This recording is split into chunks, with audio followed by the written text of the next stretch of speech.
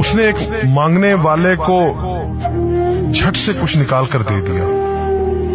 मैंने कहा कि भाई देखभाल कर देना चाहिए, ये फ्रॉड लोग होते हैं और आम इंसान के जज्बा नेकी को एक्सप्लॉइट करते हैं। फरमाने लगे आपने वजह फरमाया, मैं पहले ऐसा ही करता था, फिर एक वाक़ये ने मेरी दुनिया बदल कर रख दी। मैं धर्मपुरा लाहौर में अपने घर से साइकिल पर निकला था कि ठेकेदार से अपने बकाया जात वसूल कर लूं।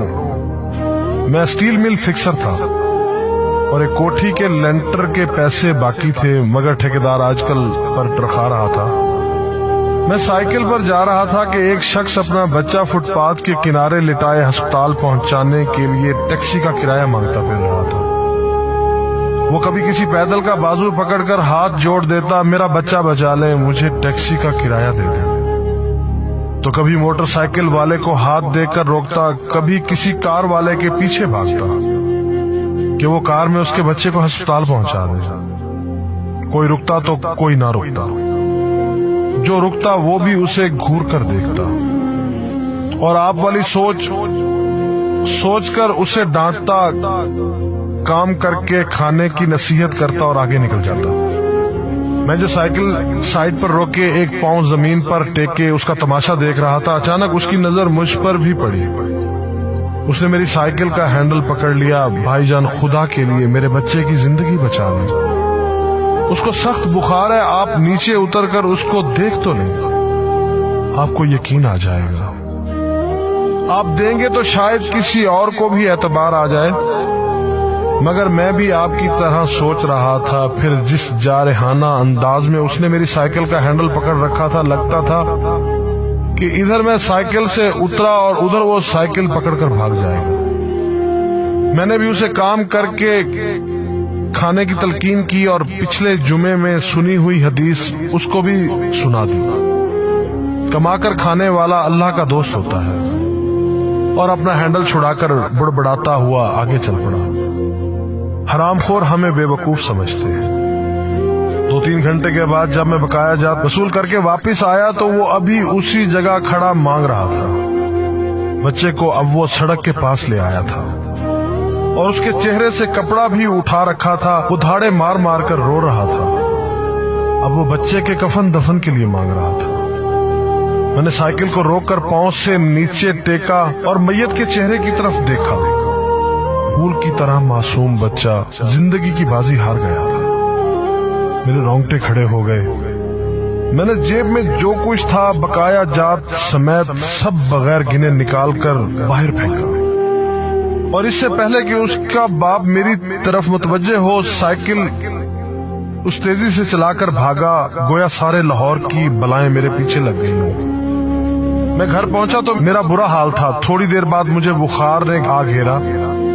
बुखार भी कुछ ऐसा था गोया मेरे सारे गुनाहों का कफारा उसी बुखार से होना था। घर वाले मुझे अस्पताल के लिए लेकर निकलते और मैं चारपाई से छलांग लगा देता। मुझे अस्पताल नहीं जाना था। मैं उसी बच्चे की तरह एड़ियां रगड़ रगड़ कर मरना चाहता था। 2-3 दिन के बाद बुखार को तो आराम आ गया, मगर मैं जहनी मरीज बन गया। मुझे लगता गोया मेरा अपना अकलौता बेटा जो 3री क्लास में पढ़ता था वो उस बच्चे के कफारे में मर जाएगा। मैंने बच्चे का स्कूल जाना बंद कर दिया। बीवी के बार बार इसरार के बावजूद मैं बच्चे को स्कूल तो क्या दरवाजा खोलने भी नहीं जाने देता था। 40 दिन गुजर गए थे और बच्चे का नाम स्कूल से कट गया था। वाइफ ने अपने भाई से बात की जो दुबई की कंपनी में कैशियर था।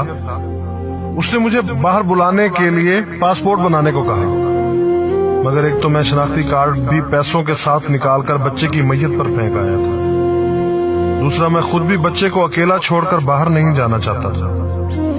वो 40 दिन कयामत के 40 दिन थे। 40वें दिन 10 बजे के लगभग हमारे घर का दरवाजा बजा। दरवाजा मैंने खुद ही खोला और सामने उस बच्चे के बाप को देखकर मुझे चक्कर आ गया। मुझे लगा जैसे हम दोनों आमने सामने खड़े खला में चक्कर काट रहे हैं। दरमियान में बच्चे का चेहरा भी आ जाता। मेरी कैफियत से बेखबर उस बाप ने मुझे दबोच लिया और फूट फूट कर रोना शुरू कर दिया। وہ کچھ کہنے کی بجائے میری ٹھوڑی کو ہاتھ لگاتا اور اسے چوم لیتا، جبکہ میں پتھر کا بت بنے اس کی گرفت میں تھا کہ اچانک مجھے جھٹکا لگا اور میری چیخ کچھ اس طرح نکلی جیسے کسی کو پانی پیتے وقت اچھو لگ جاتا ہے اور پانی اس کے منہ اور ناک سے بہہ نکلتا ہے۔ میں اس بچے کے باپ کو سختی کے ساتھ سینے سے لگائے یوں رو رہا تھا گویا اس کا نہیں بلکہ میرا بچہ مر گیا ہے۔ ہمارے رونے سے گھبرا کر پورا محلہ اکٹھا ہو گیا تھا۔ آہستہ آہستہ 40 دنوں کا غبار نکلا، اس کو میں گھر میں لے کر آیا۔ محلے والے بھی آ گئے تھے جنہوں نے اس آدمی سے بہت افسوس کیا۔ کچھ دیر بعد اس نے اپنی جیب سے میرا شناختی کارڈ نکالا اور مجھے واپس کیا، پھر جیب میں ہاتھ ڈال کر کچھ پیسے نکالے اور میرا شکریہ ادا کر کے کہنے لگا کہ آپ کے پیسے بڑے برکت والے تھے، شاید آپ کے خلوص کی برکت تھی کہ میرے بہت سارے کام ہو گئے۔ سارے اخراجات کے بعد کچھ پیسے بچ گئے تھے، ان میں کچھ پیسے میں نے ادھار لے کر ڈالے ہیں، یہ آپ قبول کر لیجئے، باقی میں بہت جلد آپ کو واپس کر دوں گا۔ میں نے پیسے واپس لینے سے سختی کے ساتھ انکار کر دیا اور منت سماجت کر کے اسے پیسے رکھنے پر راضی کر دیا۔ اس کے بعد میں یہاں بطور اسٹیل فکسر آ گیا۔ میں جی جان سے کام کرتا تھا، چند ماہ میں ترقی کر کے فور مین بن گیا۔ 3 سال بعد میں نے سالے کی مدد سے اپنی کمپنی بنا لی۔ اور اس بچے کے والد کو بھی اپنی کمپنی میں بلا لیا۔ آج وہ میری کمپنی میں فور مین ہے۔ اس بچے کے بعد اللہ نے اس سے 2 بیٹوں اور 1 بیٹی سے نوازا ہے۔ میں اسے آپ سے ملواؤں گا، مگر اسے سائیکل والا قصہ مت بیان کیجیے۔ وہ آج تک نہیں پہچانا کہ میری سائیکل روک کر اس نے مجھ سے سوال کیا تھا۔ وہ مجھے ولی اللہ سمجھتا ہے، جس نے اس بچے کی لاش دیکھ کر سب کچھ نکال کر دے دیا۔ قاری صاحب، اس دن کے بعد میں کسی کو خالی ہاتھ نہیں لوٹاتا۔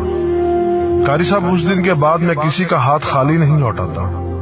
تھوڑا سا دینے سے نہ وہ امیر ہوتا ہے اور نہ میں غریب ہوتا ہوں۔ بس دل کو تسلی ہوتی ہے کہ میں اس بچے کا خون بہا ادا کر رہا ہوں۔ رہ گئی لوٹنے کی بات تو قاری صاحب، ہمیں کون نہیں لوٹتا؟ جوتے والا ہمیں لوٹتا ہے، کپڑے والا ہمیں لوٹتا ہے، سبزی اور گوشت والا ہم کو لوٹتا ہے۔ اتنا لوٹنے کے بعد اگر کوئی ہمیں اللہ کے نام پر لوٹ لے تو شاید حشر میں ہماری نجات کا سامان ہو جائے کہ یہ بندہ میری خاطر میرے نام پہ لوٹتا رہا ہے۔